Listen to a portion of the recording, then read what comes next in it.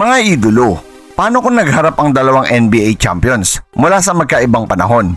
Ang 2026 New York Knicks nakatatapos lang putulin ang mahigit 5 dekadang championship drought. Laban sa 2016 Cleveland Cavaliers na gumawa ng pinakamalaking comeback sa NBA Finals history.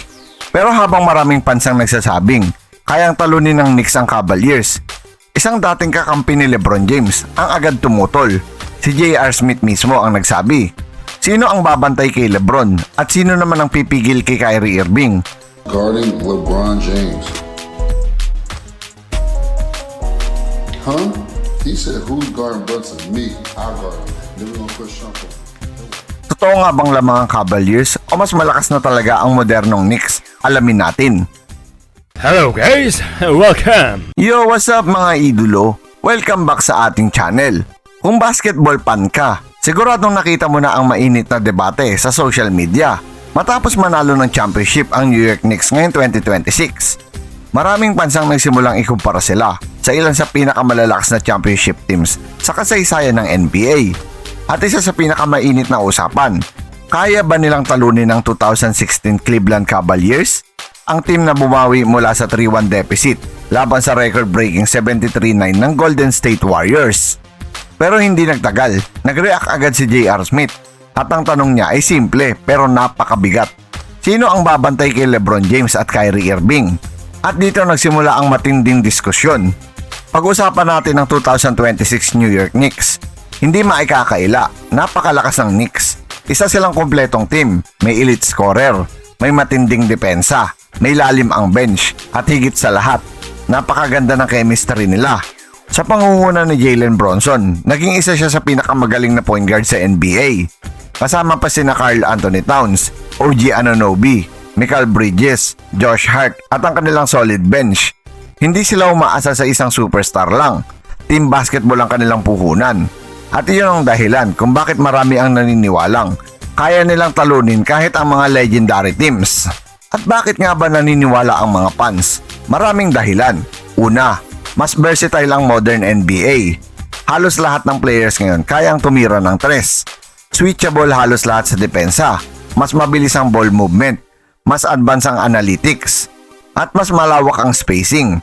Kung ikukumpara raw sa 2016 Cavaliers, mas mahihirapan ng Cleveland sa dami ng shooter ng Knicks. Bukod pa rito, napakahusay ng depensa ni na OG Anunoby at Mikal Bridges. Dalawang elite perimeter defenders. Kaya marami ang nagsasabing may panlaban sila kay LeBron. Pero, ganon ba kasimple yun mga idolo? At dito papasok ang komento ni J.R. Smith.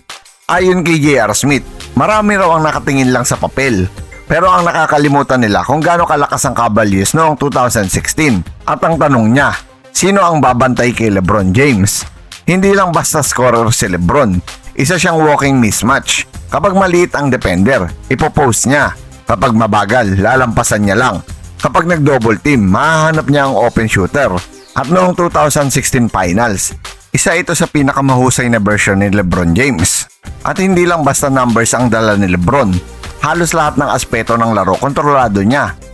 Scoring, passing, rebounding, defense, leadership, at huwag nating kalimutan, sa Game 7 ng Finals, isa siya sa gumawa ng isa sa pinaka-iconic na play sa NBA history. The block. Ang block kay Andre Iguodala. Hanggang ngayon, isa pa rin iyon sa pinakasikat na depensang nagawa sa Finals. At ayon kay J.R. Smith, kapag playoff LeBron ang pinag-uusapan, ibang klase ang level niya. At huwag din natin kalimutan si Kyrie Irving. Kung si LeBron ang utak, si Kyrie naman ang pinakamapanganib na closer. Isa sa pinakamagaling na ball handler sa kasaysayan. Kahit sino ang bantay, kaya niyang gumawa ng sariling tira. Step back, spin move, layup, fadeaway, three-pointer. At sino ba ang makakalimot sa game-winning 3 niya laban kay Stephen Curry sa Game 7? Isa iyon sa pinakamalalaking clutch shot sa NBA Finals history. Kaya sabi ni J.R. Smith, hindi lang si LeBron ang problema. May Kyrie ka pang kailangan pigilan. At ngayon mga idolo, paano kung talagang magharap? Ngayon, subukan nating ikumpara. Brunson laban kay Kyrie Irving. Pareho silang elite scorers. Pero sa one-on-one creation, marami pa rin pipili kay Kyrie. LeBron laban kina OG at Bridges, oo, mahuhusay silang defenders. Pero noong prime niya, hindi basta napipigilan si LeBron kahit pa dalawang defender ang nakaharap. Sa ilalim, may Karl Anthony Towns ang Knicks, habang may Kevin Love at Tristan Thompson naman ang Cavs. Sa bench, halos tabla. Pero pagdating sa experience sa pinakamalalaking sandali, dito maaaring magkaroon ng lamang ang Cavaliers. Dahil napatunayan na nila na kaya nilang talunin ang isa sa pinakamalakas na team ng kasaysayan. At ano nga ba ang pinakamalaking pagkakaiba?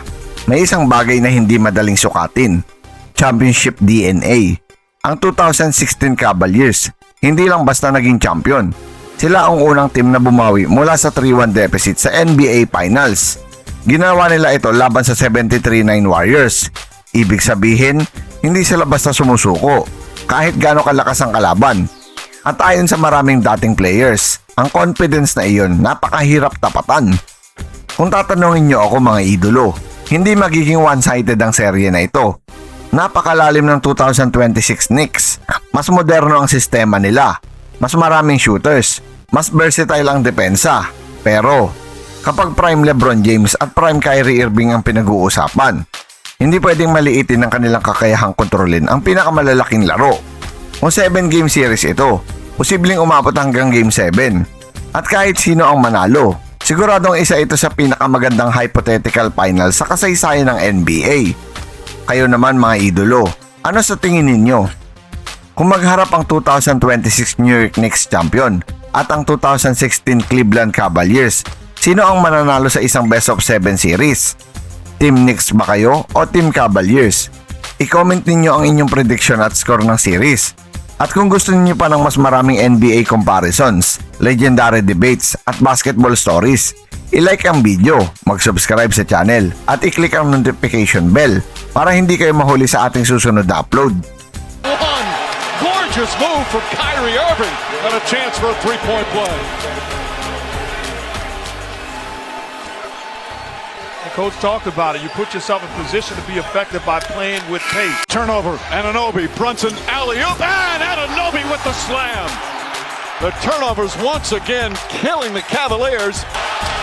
LeBron James, another attack of the basket. And he's got a free throw coming up. Iguodala fakes, shut off nicely by Jefferson Barbosa. Shot blocked. Brunson keeps it alive. Bridges looks back to Brunson.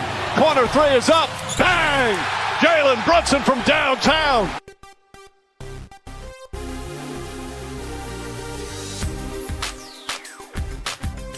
Maraming salamat sa panonood. Dahil dito sa channel na ito, basketball ang tunay na panalo. Once again, this is your Spotlight in Sports. Maraming salamat mga ka-sports. Parang may mali na naman ah. Once again, this is your Spotlight in Sports. Maraming salamat mga ka-sports.